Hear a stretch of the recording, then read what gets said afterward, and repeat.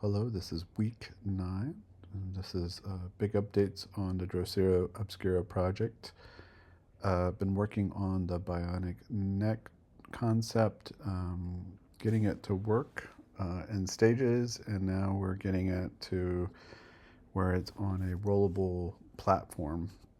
So this week we were able to quickly use a CNC machine and just take some really simple Illustrator lines and kind of draft out kind of first idea of what this is going to look like.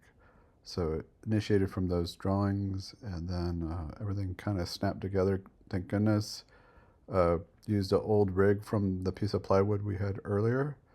And then this is from tonight, just out in the hallway, Sunday night, testing it out. It's challenging the puppeteer and move at the same time, so it may have to take 2 puppeteers to move this around, or maybe have this kind of a better grip for the second arm to kind of move this around. But it was moved pretty good. I'm excited about it. A lot of creaking sound, just because there was a floating part in there, and also not everything was buttoned down as tight as it should have been, especially around the neck and the vertebrae stuff. So anyways, it's pretty exciting to kind of get it to move around. I was terrified it was going to fall over, but I think it's pretty strong. Thank God no one walked by, because they would have probably freaked out what was going on here. But looks pretty good. The base will be fleshed out. We're starting to 3D print what that could look like on the bottom. Also start to think about LED lights, sound as this moves forward and backwards. And then also tomorrow we'll start working with the Vive trackers for the base and the top of the head, so we can kind of do a kind of a bendy or an IK chain to see how this moves. So I tried a different angle just so you can see how quickly this can move. So you can see it's kind of scrunching up on the side there. I definitely need to work on getting the spandex tighter for next go around. Things were starting to loosen up. I love the facial expressions on my face. It looks like I'm waiting for it to fall on me, but pretty good. I just whacked the wall pretty hard there. Anyways, I think this is going to be pretty cool, especially if these are bending over and then the other animatronics are reacting to the direction of this bionic head or arm. So here it is, just kind of a breakdown. You can see the Kevlar lines going down and then popping up, just using the copper pipes elbows to kind of channel underneath. Start to see where our tracker is going to be. And then I just let it go and to its extreme positions to see if anything would snap. So I just kind of left it there for a long time. There's a little bit of issue with the arm, the animatronic arm right there. It slid past a point. I need to fix that. So anyways, starting to look pretty interesting. This is pretty good first iteration.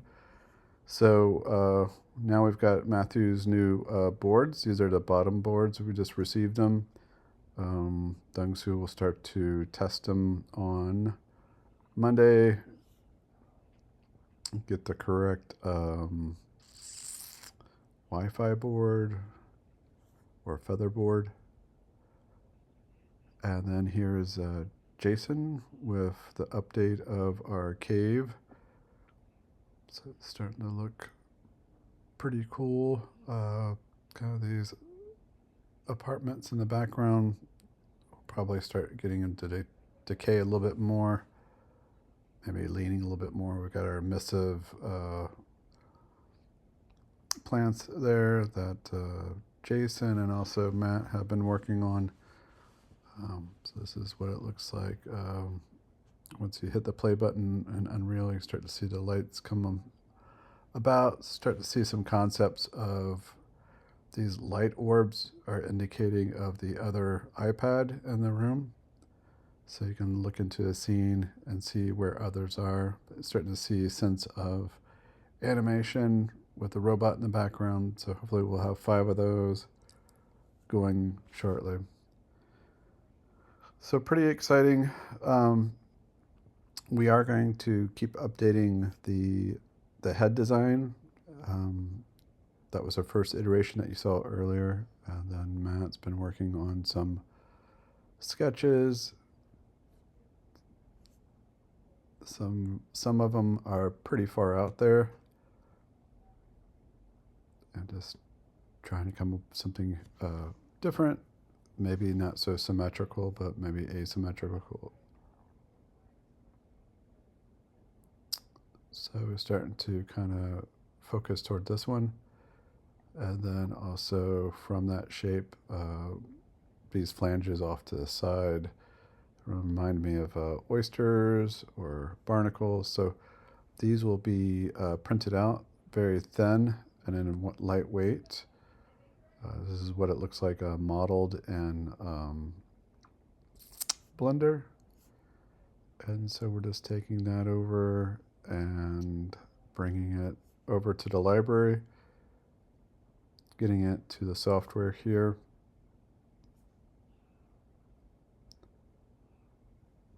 Getting it prepped for the foam. So it takes a little bit to get this into the system, but very grateful that we have that, because the foam is going to really make this work because it's super lightweight. Hopefully we'll do a better job skinning it, not spray it with enamel paint like last time, like an idiot that I am. So we're starting also with some neck designs, kind of echoing the top. So we'll start 3D printing those out this week and start fleshing that out. Again, this is the first iteration. I hopefully go to a second and a third one. Just want to get it stronger and stronger and more dependable. So this is Matt coming up with some other designs for the cave. These are plants that basically have emissive lighting on it. Done in Blender and then Substance Painter.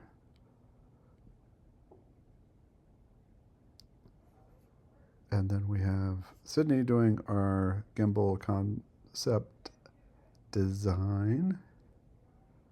And it's coming along. We printed it out, but it was a little too small, so we're having to go out maybe a half an inch or an inch. So anyways, the concept is coming along. Definitely need to go 1 or 2 more steps with the design. So this is going to be on a gimbal, the iPad sitting there, and that's about it. Here's a little bit from Tom Judson talking about the daisy seed and that. I mean, here's a quick update. We have connections. We've got Daisy, and we've got the feather, talking to servos, and we've got a little board here, so let me show you what I got going on. Max up here, sending OSC data, and got the servos.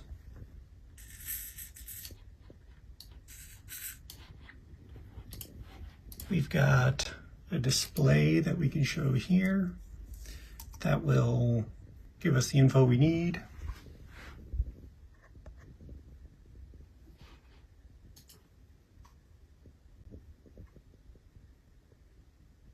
We got servos, we got some touch sensors.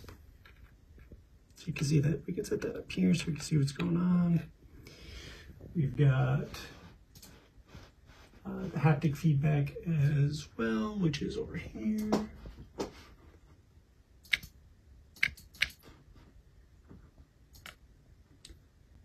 We've got all already have it built in for those. And then we've got the Daisy, which is here. And then if I switch this up, you can actually see the CPU usage for the Daisy. And you kind of hear the audio in the background. I've got it in headphones.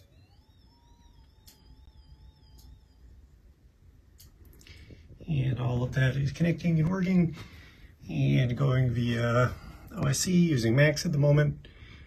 We've got the Feather hardware, and this is the Daisy background. So work in progress, but yeah, we have everything talking to each other. Next step is going to be to figure out Featherboard talking to Featherboard talking to Daisy.